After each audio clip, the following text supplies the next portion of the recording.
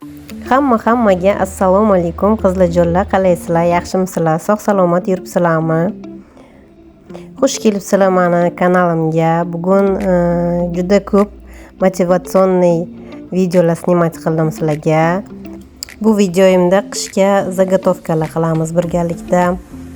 Har doimgidek bir uголокчамizda хранение organizatsiya qilamiz va kechki sayohatga birgalikda chiqamiz.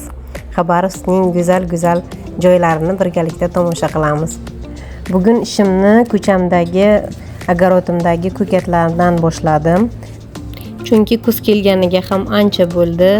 Qor yog'masdan tezroq ko'katlarimni yuvib, hammasini morozelkaga joylashtirishim kerak. Bu yerda внезапно qor yog'ib qolishi ehtimoldan xoli emas. Mana bunaqa chiroyli kuzgi gullarim bor. Shularni bugun chiroyli qilib kesib, vazalarga solib qo'yamiz. O'zimizga yaxshi kayfiyat hadya qilishni ham esimizdan chiqarmaymiz.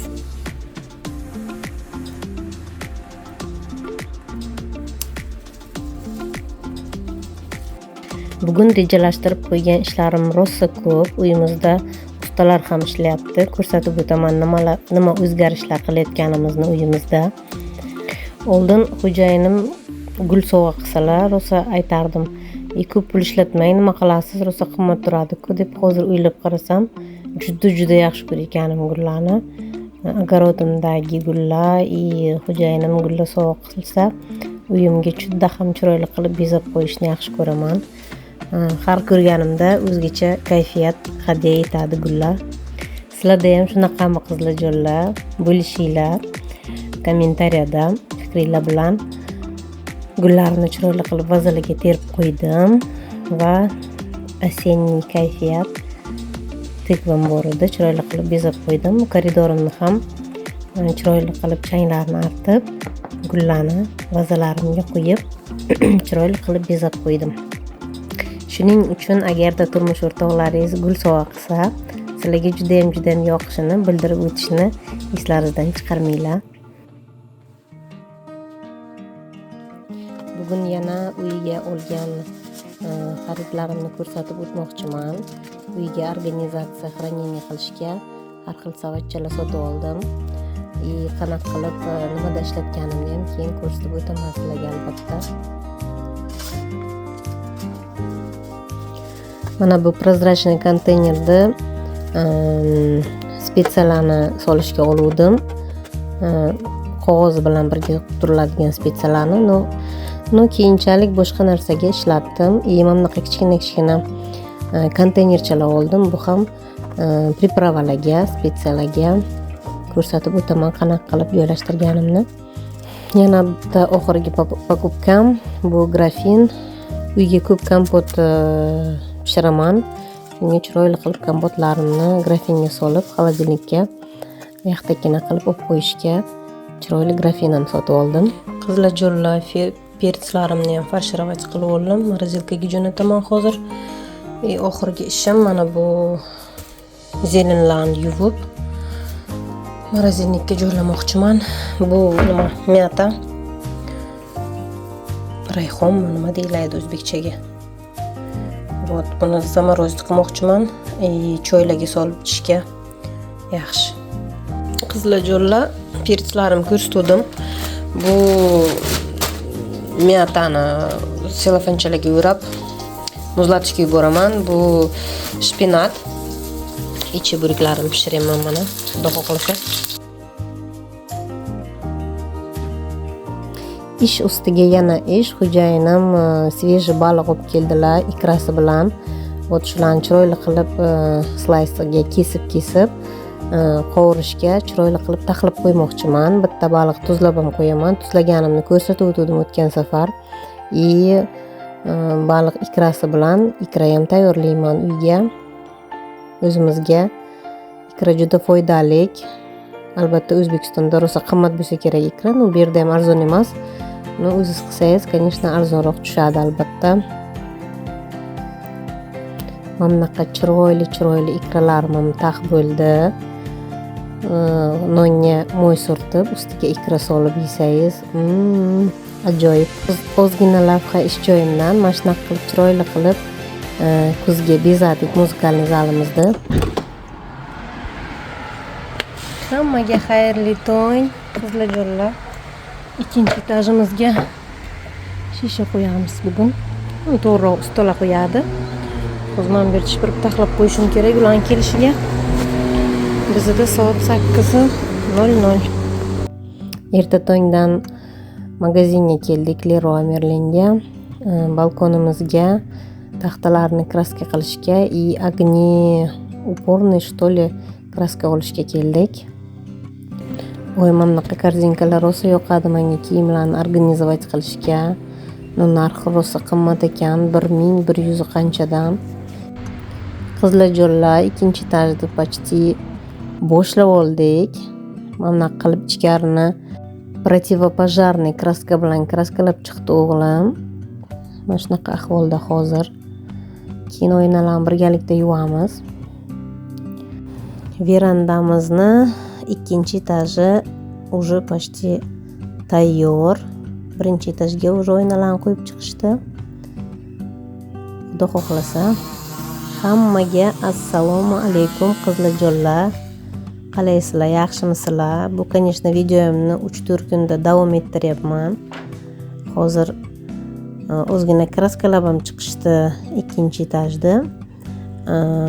Keyin poloska qilib taxta qo'ydirmoqchilar xo'jayinim.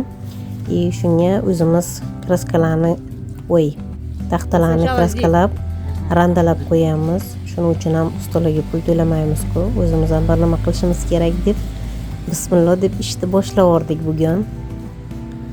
Tong sahardan ish chiqaryapman, xudo xohlasa. Ustalarga zavtrakka asal bilan rosa zo'r ketadi bu bursoqchalarim.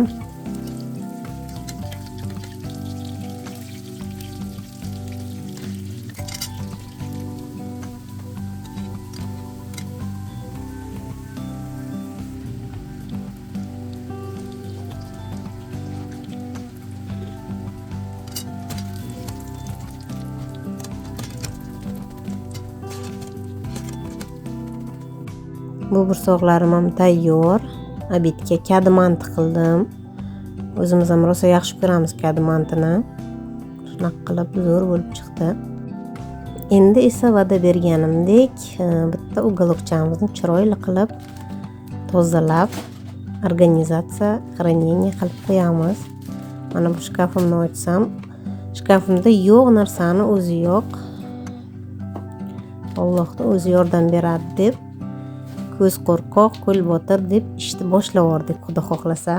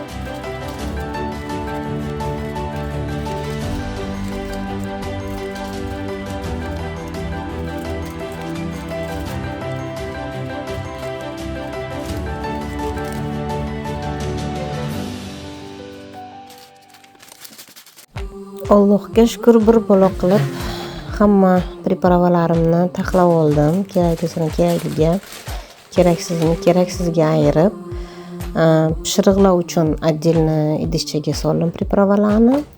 Pishiriq именно shirinliklar uchun. Ikkinchi korzinkam esa ovqatlarga soladigan pripravalarim bo'ldi.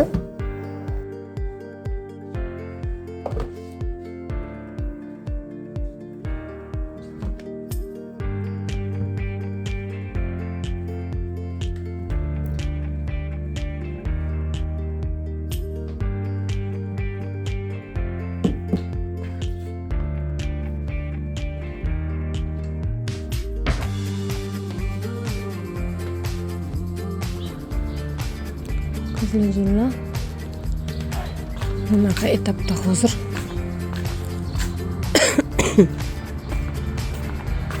Mana bu taxtacha, mana bu doskalarni mana qilib chiroyli qilib qo'yishadi. Bugun Xudo xohlasa.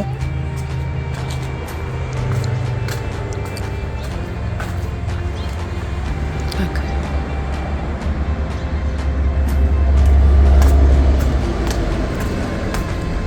Buni bu yerga bugun eshik qo'yishadi. Bu yerlar uchib qilishyapti. Yerda morozinligim.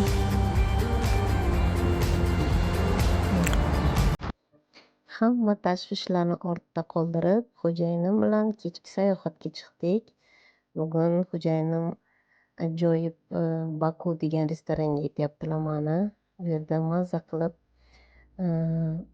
kechki ovqatni yedik va kechki sayohatga chiqdik. Albatta restoranni turishiga, bezalishiga umuman gap bo'lishi mumkin emas. Ovqati вообще umuman boshqacha.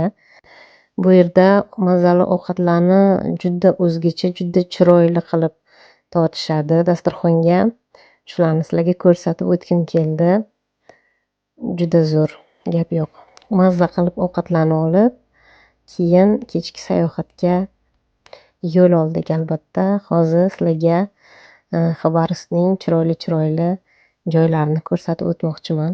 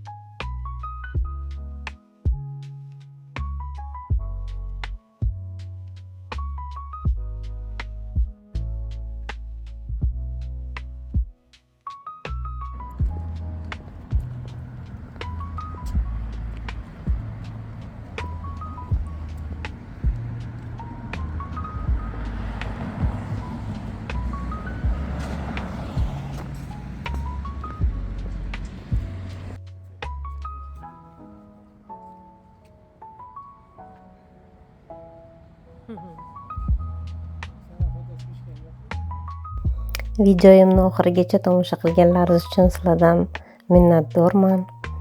Agar videoyim yoqqan bo'lsa, Like va podpiska bilan qo'llab-quvvatlashni yodingizdan chiqarmang.